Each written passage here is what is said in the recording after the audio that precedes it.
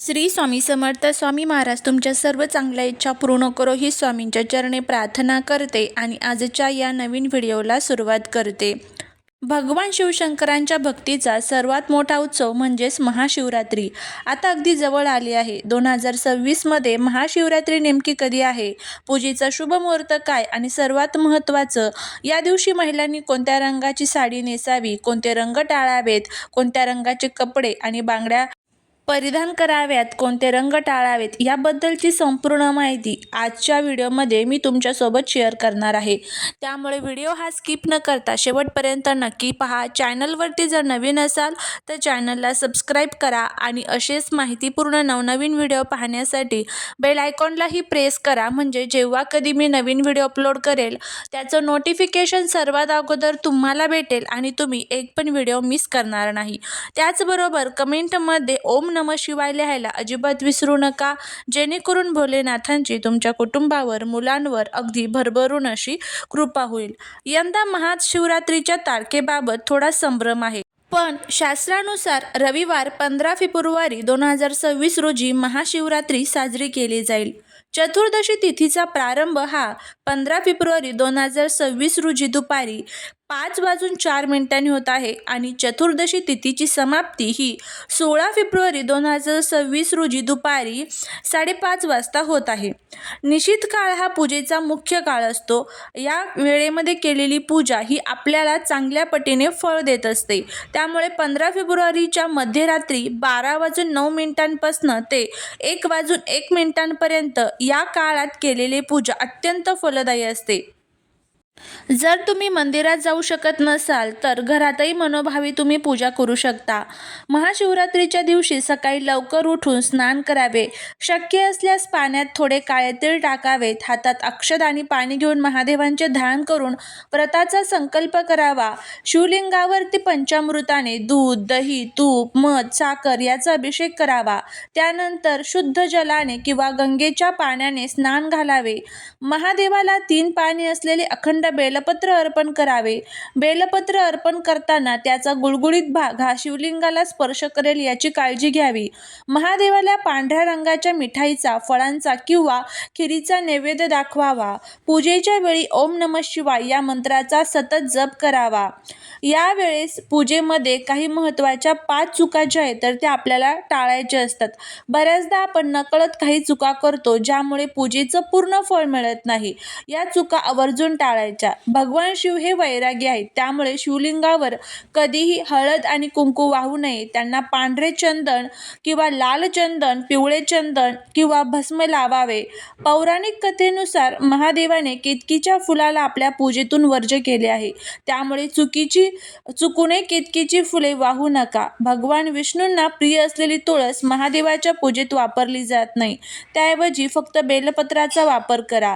पूजेत तांब्याचा कलश शुभ असतो, पण तांब्याच्या पात्रातून कधीही दूध अर्पण करू नये, कारण ते विषासमान मानले जाते.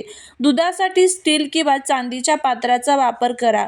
शिवलिंगाची कधीही पूर्ण प्रदक्षिणा करू नये. जिथे सोमसूत्र म्हणजे पाणी बाहेर जाण्याचा मार्ग असतो तिथूनच मागे फिरावे. याला अर्ध प्रदक्षिणा म्हणतात. महाशिवरात्रीचा उपवास कडक मानला जातो. जर शक्य असेल तर फलाहार करावा. यंदाच्या महाशिवरात्रीला धान्य आणि मीठ टाळण्याचा प्रयत्न करा, जेणेकरून तुमचे लक्ष भक्तीत जास्त लागेल.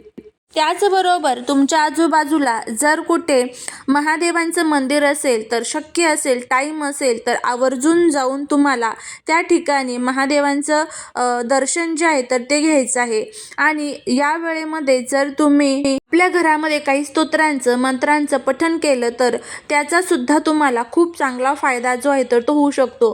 घरामध्ये तुम्ही शिवलीलामृतचा 11वा जो अध्याय आहे तर त्याचं पठण करा.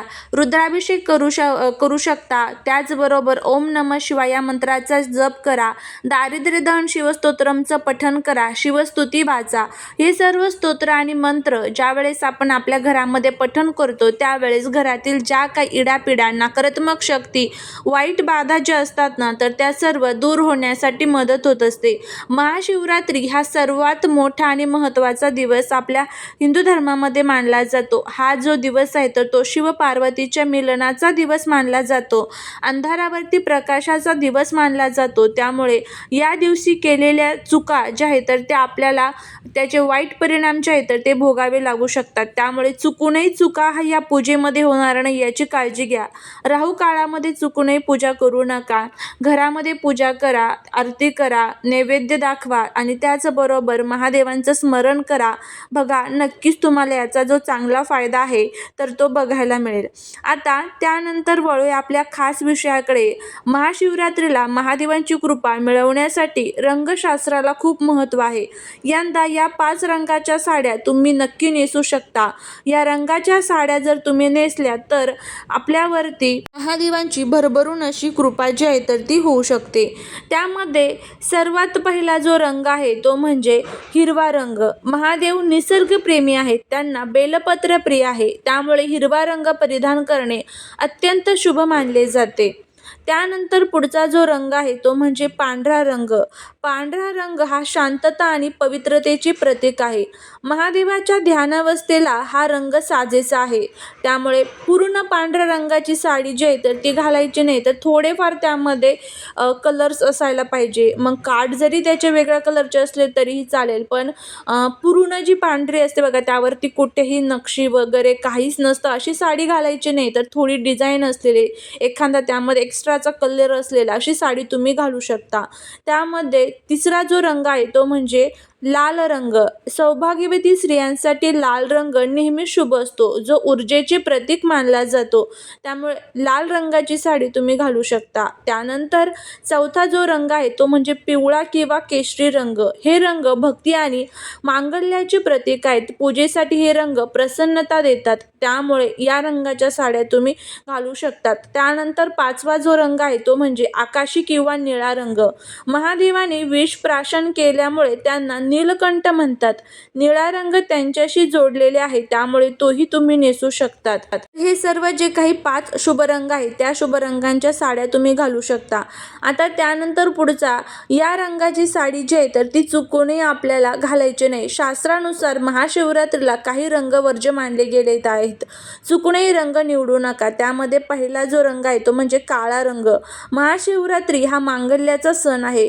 शिवपुराणानुसार भगवान शिवाला काळा रंग प्रिय नाही. काळा रंग हा अंधकार, नकारात्मकतेचे प्रतीक मानला जातो. त्यामुळे या दिवशी काळ्या रंगाची साडी किंवा काळ्या काचेच्या बांगड्या चुकूनही घालू नका. पूजेच्या वेळी शक्यतो तेजस्वी आणि सात्विक रंगांनाच प्राधान्य द्यावे. त्यामुळे काळ्या रंगाची साडी न घालता तुमच्याकडे ज्या कोणत्या इतर रंगाच्या साड्या असेल त्या तुम्ही घालू शकतात. आणि ज्या मी 5 रंगांच्या साड्या सांगितलेल्या आहे तर त्यासुद्धा तुम्ही नेसू शकतात. आता त्यानंतर बांगड्यांमध्ये तुम्ही काचेच्याच बांगड्या घालण्याचा प्रयत्न करायचा आहे.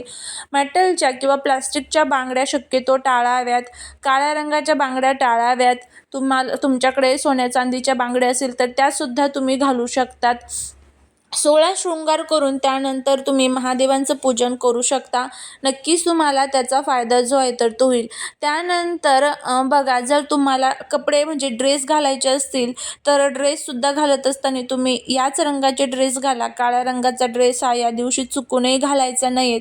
अशा पद्धतीने हे आहेत महाशिवरात्रीला साड्यांचे 5 शुभ रंग आणि बांगड्यांबद्दल संपूर्ण माहिती आपण बघितलेली आहे. जर तुम्हाला हा व्हिडिओ आवडला असेल तर लाईक, शेअर आणि सबस्क्राईब करायला विसरू नका. भेटूया पुढच्या एका छानशा नवीन व्हिडिओत एका नवीन माहितीसोबत. तोपर्यंत सर्वांना श्री स्वामी समर्थ.